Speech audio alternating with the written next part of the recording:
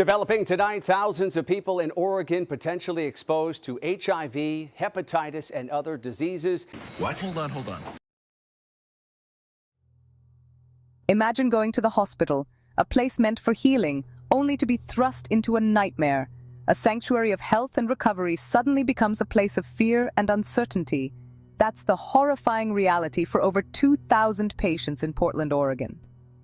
These individuals came seeking care, only to find themselves at the center of a medical crisis. A single anesthesiologist, entrusted with their well-being, potentially exposed them to HIV and hepatitis. This breach of trust is not just a medical issue, it's a profound violation of the patient-doctor relationship. I don't trust doctors. This isn't a scene from a horror movie. It's the latest medical scandal shaking public trust to its core. The community is left grappling with questions and fears as the reality of the situation sets in. The details are still emerging, but the scope is already terrifying. Each new piece of information adds to the growing sense of dread and disbelief. Providence and Legacy Health, two major hospital systems, confirmed the potential exposures, sending shockwaves through the community. How could this happen? The hospitals are now under intense scrutiny as they work to address the fallout. And more importantly, who will be held accountable for this egregious breach of trust? The community demands answers and justice. The road to rebuilding trust will be long and arduous, but it is a journey that must begin now. They want blood.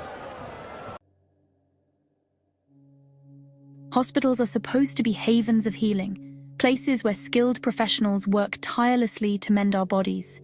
They are sanctuaries where the sick and injured come with the hope of recovery, trusting in the expertise and dedication of healthcare workers. But behind the sterile walls and reassuring smiles lurks an uncomfortable truth. Hospitals can be breeding grounds for deadly infections. Despite the rigorous cleaning protocols and advanced medical technology, these institutions are not immune to the spread of disease. The very environment designed to cure can quickly turn into a vector for disease. The close quarters, frequent patient turnover, and invasive procedures create a perfect storm for pathogens to thrive and spread. From staph infections to antibiotic-resistant superbugs, hospitals face a constant battle against invisible enemies.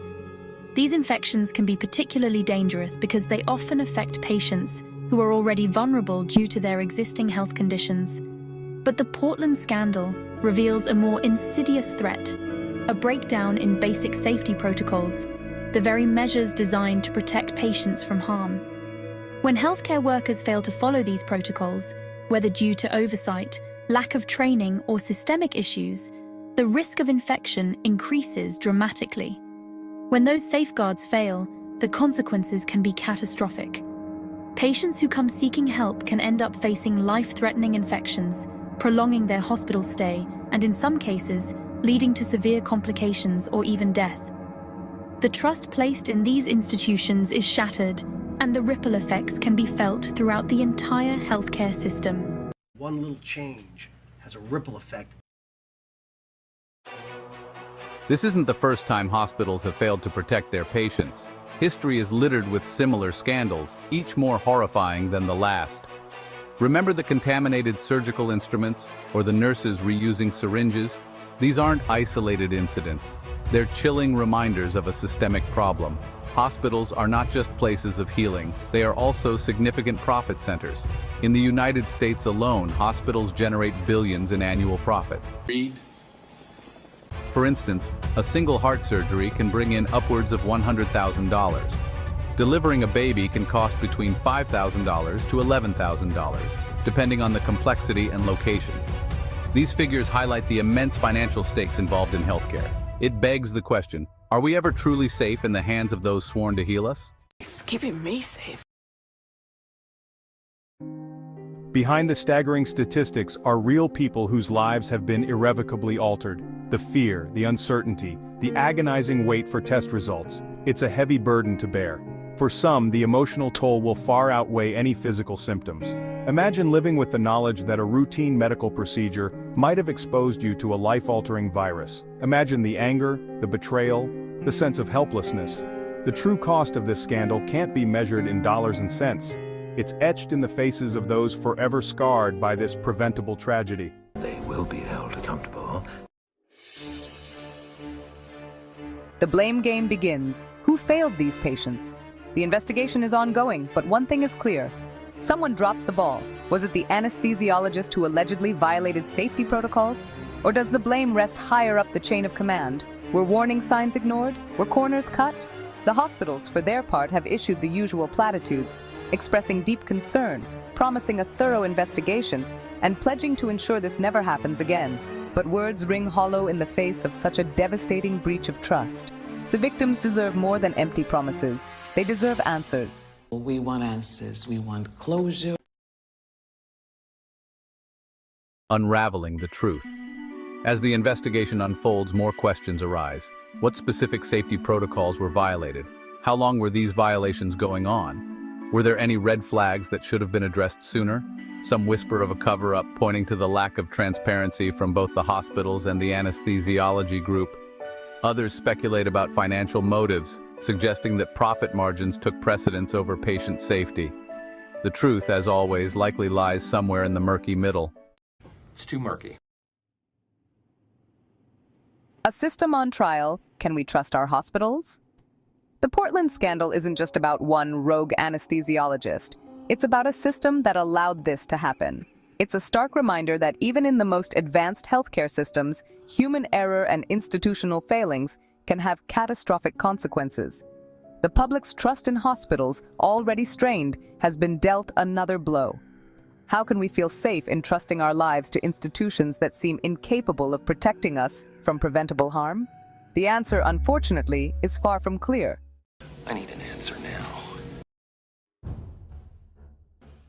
The fight for justice, holding negligence accountable. In this chapter, we delve into the relentless pursuit of justice for those who have suffered due to medical negligence. The victims of this scandal deserve justice. They have endured unimaginable pain and suffering, and it is only right that they receive the answers they seek. They deserve to know how this happened and who is responsible. The investigation must be thorough, leaving no stone unturned to uncover the truth behind this tragedy. And they deserve to be compensated for the physical and emotional toll this ordeal has taken on their lives. The financial burden of medical bills and the need for ongoing counseling cannot be ignored. Lawsuits have already been filed, with victims seeking reparation for the damages they have suffered. These legal actions are a crucial step in holding those responsible accountable, and more are sure to follow. As more victims come forward, the number of lawsuits is expected to rise, each one adding to the mounting pressure on the healthcare institutions involved. But the legal battle will be long and arduous. The courtroom will become a battleground where every piece of evidence will be scrutinized and every argument will be fiercely contested. The hospitals will likely employ teams of high-powered lawyers to fight tooth and nail to protect their bottom line. These legal teams will use every tactic at their disposal to defend their clients. The victims, meanwhile, will be left to pick up the pieces of their shattered lives. The emotional aftermath of this scandal will linger, affecting their families and communities for years to come. The fight for justice is not just about compensation, it's about healing and closure for those who have been wronged. Give me my money! Reclaiming our health.